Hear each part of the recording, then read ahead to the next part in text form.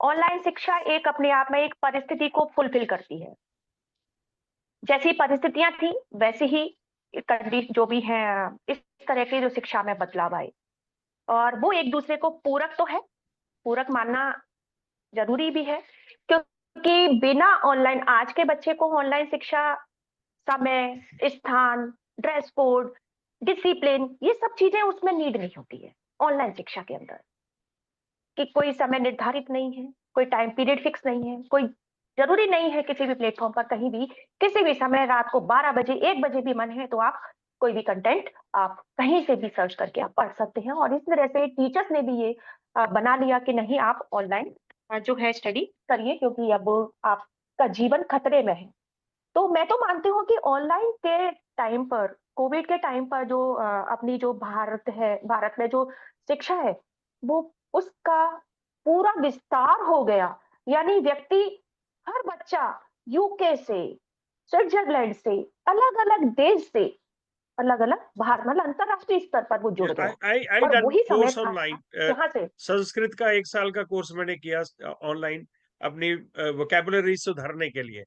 तो ये मेरा एक सौभाग्य रहा कि ऑनलाइन शिक्षा अवेलेबल थी। पर तो एक मैं बस चीज़ आपसे पूछना बहुत चाहता हूँ अच्छा।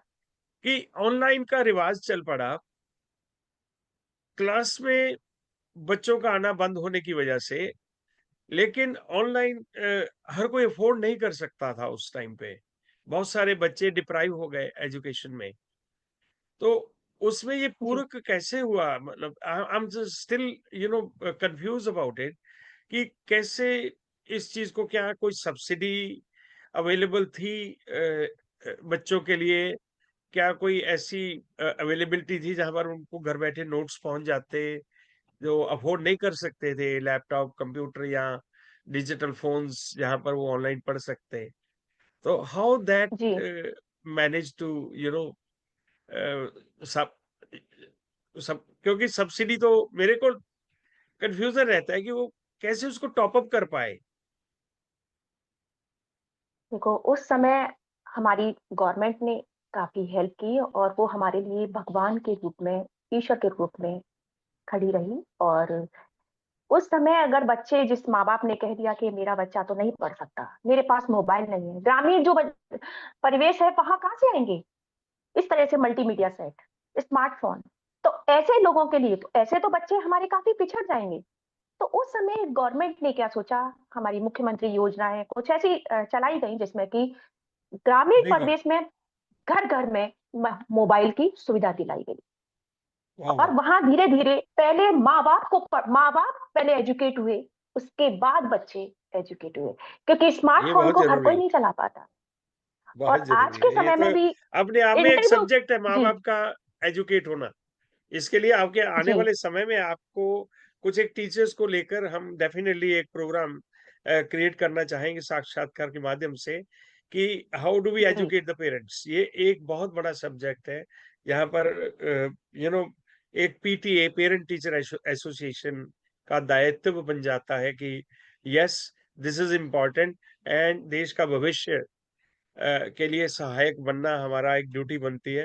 तो एक आर्मी की तरह ही है हम घर बैठे, जो टीचर्स हैं स्पेशली या पेरेंट्स हैं, कि देश को हमने एक अच्छा नागरिक देना है, तो कैसे दे सकते हैं?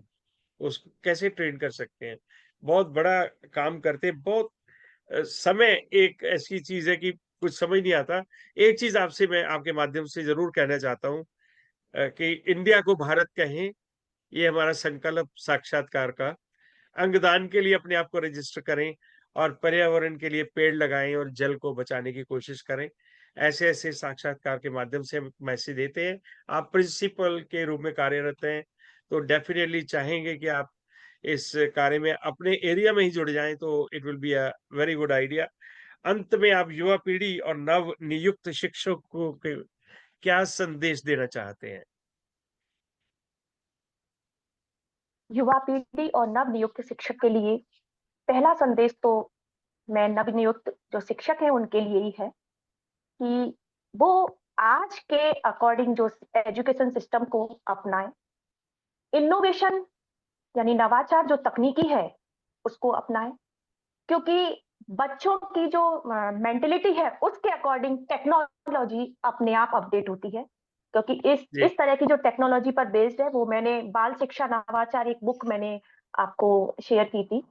ये बाल शिक्षा जी, नवाचार में सारी टेक्नोलॉजी है कि हम छोटे बच्चे को किस तरह से लर्निंग कैपेसिटी दे सकते हैं, लर्निंग टिप्स दे सकते हैं, उसके लर्निंग के प्रति अट्रैक्शन दे सकते हैं कि हाँ मुझे कुछ सीखना है। ये सारी चीजें उसके अंदर हैं वेरी कि गुड। एबीसीडी कैसे सीखनी है और काउंटिंग कैसे सीखना है, पहेलियों के माध्यम से, गीतों के माध्यम से, या सर्वेक्षण करवाएं बाहर जाकर के अपने आसपास के विद्यालय के आसपास के जो गार्डन है। अगर आपको एनवायरनमेंट से रिलेटेड या फिर प्लांट्स या बॉटनी से रिलेटेड कुछ चीजें पढ़ानी है तो आप गार्डन ले जाएं, उनको विजिट कराएं, वहाँ एक एक पत्ते और फूल से उनको पूरा परिचित कराएं।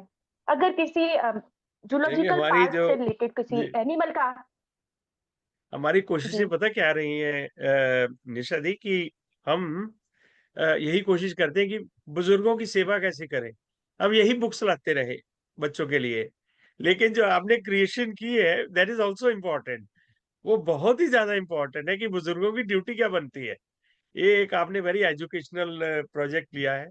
मैं बहुत आभारी हूँ, बहुत बहुत अनुमोदना करता हूँ कि आपके आप जैसे दानिशमंद शिक्षक जो है इतनी व्यस्तता के बावजूद भी अपने आप को समाज के लिए, अ, प्रशासन के लिए, देश के लिए हर टाइम मतलब टू द पॉइंट खड़े रहते हैं। I am very very thankful. तो आज के प्रोग्राम को फाइनल टच देने के लिए अगर आपकी इजाजत हो तो हमारी एक सोच आपके साथ जरूर शेयर करना चाहेंगे, और डेफिनेटली चाहेंगे कि एक